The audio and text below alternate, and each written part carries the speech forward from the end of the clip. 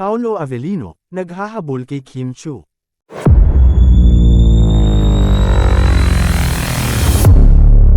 Si Paolo Avellino ay hindi nagpahuli sa kanyang rumored na kasintahan, ang kapamilya actress na si Kim Chiu, kahit naabala ang kanyang schedule. Isang patunay ng kanyang dedikasyon sa kanilang relasyon ay ang kanyang pagsisikap na maglaan ng oras para kay Kim sa kabila ng kanyang hektik na mga gawain. Matapos ang isang event sa Cebu, kung saan abala si Paolo sa pagganap at mga commitment, nagpakita siya ng kahangahangang determinasyon upang makauwi sa Manila ng mas maaga. Kahit na malakas ang pagod na dulot ng kanyang biyahe at mga responsibilidad. Hindi niya pinabayaan ang pagkakataon na makasama si Kim Chiu para sa kanilang weekend bonding. Ayon sa mga nakasaksi sa kanilang relasyon, ipinakita ni Paolo ang kanyang pagsusumikap at pagmamalasakit sa pamamagitan ng paghahanap ng oras para sa kanyang rumored girlfriend. Ang ganitong klaseng effort ay hindi na bago para sa mga tagahanga ni Paolo, ngunit ang kanyang pagpapakita ng dedikasyon ay nagbibigay ng bagong pananaw sa kanilang relasyon. Sinasalamin nito ang kanyang tunay na nararamdaman para kay Kim, na tila nagpapakita ng kanyang pagbibigay halaga sa kanilang mga oras na magkasama. May mga nagsasabi na ang pagnanais ni Paolo na makasama si Kim ay isang malakas na indikasyon ng seryosong pakikitungo sa kanilang relasyon.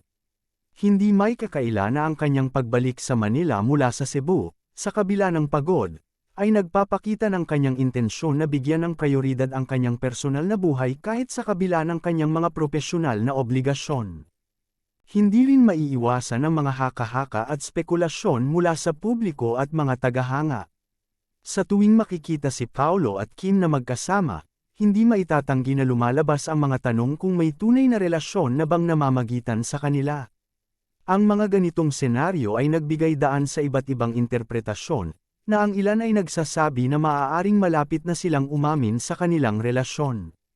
Ang mga kilos at aksyon ni Paolo ay tila nagpapalakas ng teoryang ito, at hindi nakapagtataka kung ang kanilang relasyon ay magiging opisyal sa hinaharap.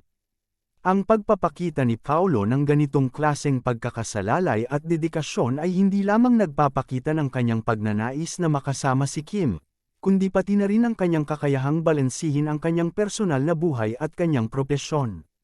Ang kakayahang maglaan ng oras para sa isang tao sa kabila ng mga abala sa trabaho ay isang mahalagang aspeto ng kahit anong relasyon. Sa ganitong paraan, pinapatunayan ni Paolo na ang kanilang oras na magkasama ay mahalaga at karapat-dapat ng kanyang buong atensyon. Sa kabila ng lahat ng mga ganitong usapan at spekulasyon, ang pinakamahalaga ay ang tunay na nararamdaman ng dalawa para sa isa't isa. Ang kanilang mga kilos at mga pasya ay maaaring magbigay ng indikasyon sa kanilang relasyon, ngunit ang tunay na sagot ay nasa kanila lamang.